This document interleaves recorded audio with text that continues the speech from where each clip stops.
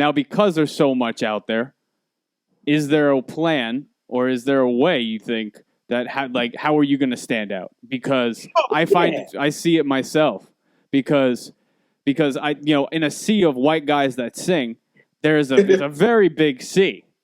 And it seems a lot of the ways in the music world is you work really, really, really hard and you have good songs and you make them happen. And of course, like you said, you put them out, you do your, ads and things like that. I'm 100% on board with you on that.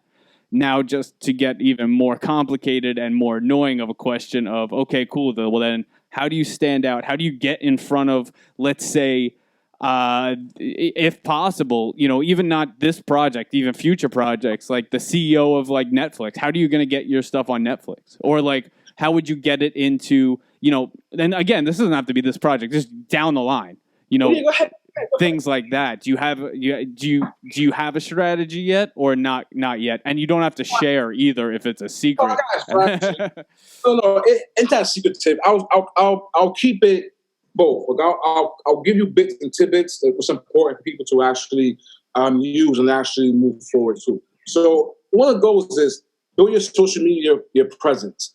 You gotta have something to bring to the table. If anybody's gonna want to talk to you, they have to be, what are you bringing as well than what I'm just giving you? Because I already have this. Can you match this or bring me more? And you're not able to do that, then people won't give you the time of day.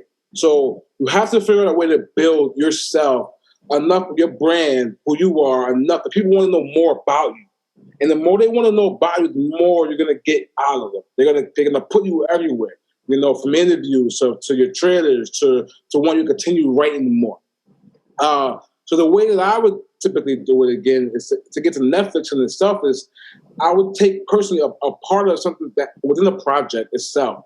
One of the best parts that people love, right? Because in the film, there's parts that we don't like and there's parts that we love.